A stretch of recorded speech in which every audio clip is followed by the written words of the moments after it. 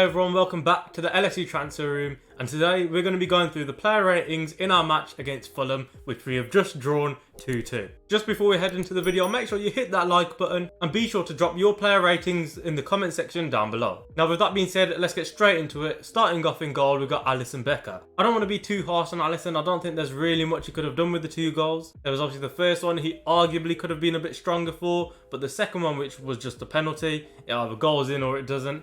So there's not really much he could have done about them. However, he did concede the two goals and a bit of his distribution wasn't the best, so I've gone with a player rating of 5. Moving on to the right back position, we've got Trent Alexander-Arnold. I don't think he was awful, but it's certainly far from his best performance. Particularly in the first half, Fulham did a very good job of keeping Trent and Robertson very quiet and stopping them from pushing up the pitch. And obviously we all know Trent and Robertson perform best when they are high up the pitch. So it really stopped them performing to their best of their abilities. In particular with Trent though, I think he was maybe at fault for the first goal. He was just a bit too weak and Mitrovic got the jump ahead of him. So same with Alisson, I've gone with a player rating of 5. Now moving on to Virgil van Dijk, I did not expect going into the season I'll be giving Van Dijk such a low rating, but I'm going to have to give it to him.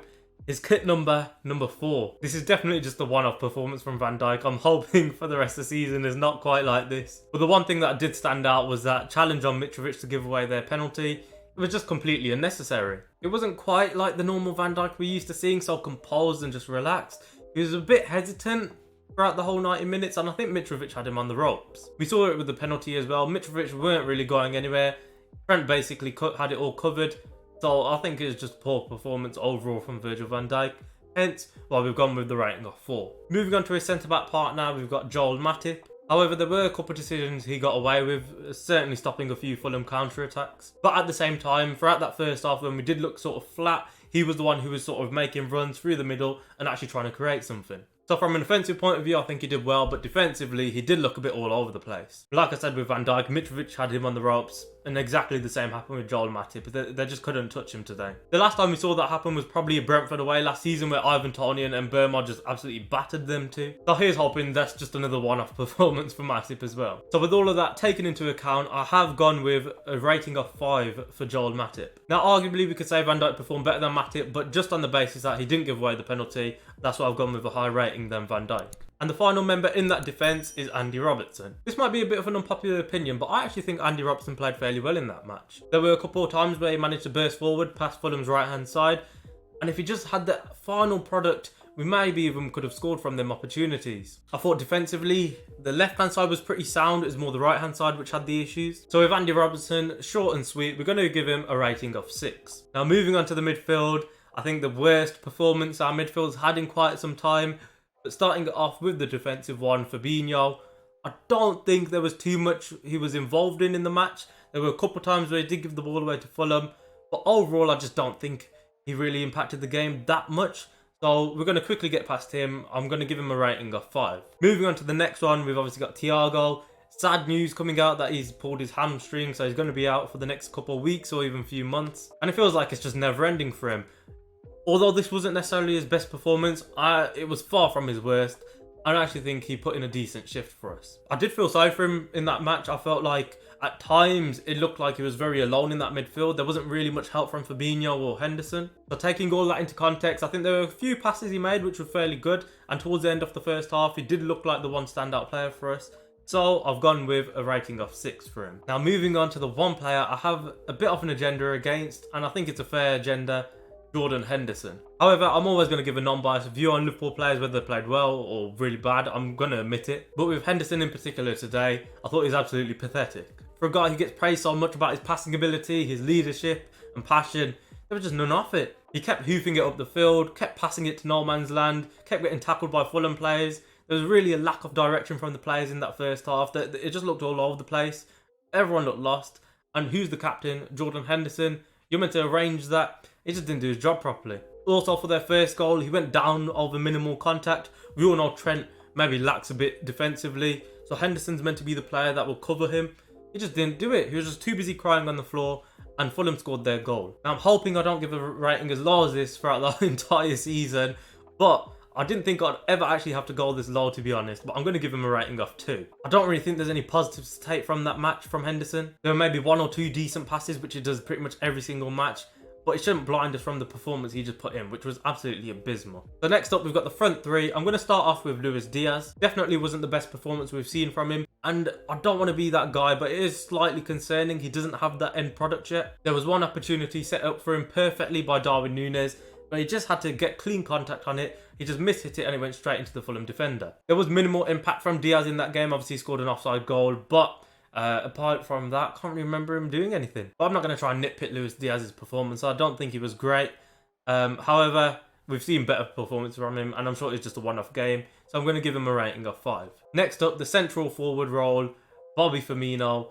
Oh my word. This player rating is absolutely going to pain me because I love Bobby Firmino.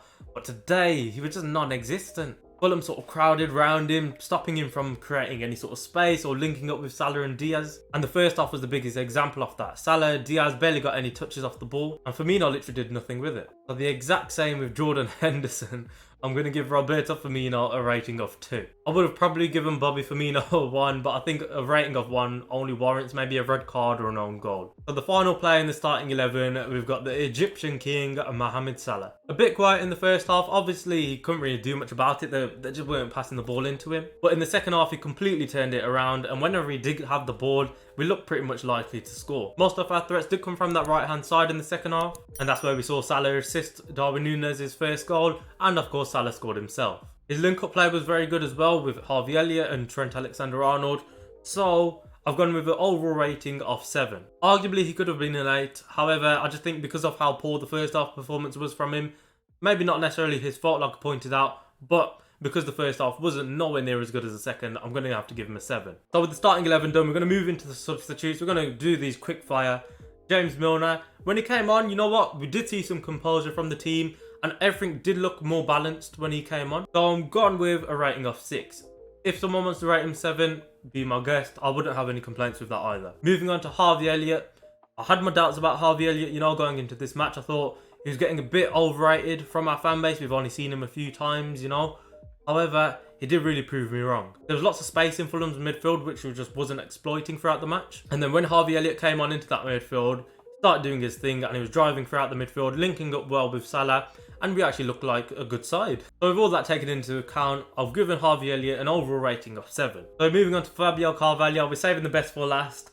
I don't think there was really too much from Fabio Carvalho. Obviously didn't really get much play down that left hand side, which Diaz was struggling with as well. But there was one instance where Fulham had a counter attack and he managed to stop it. So yeah, not really much from him. I'll give him a rating of 5. Now the final player, the highest rating out of the lot, Darwin Nunez. I personally would have preferred if Darwin Nunez started the match. We've struggled so much over the past few seasons, you know, with low block teams.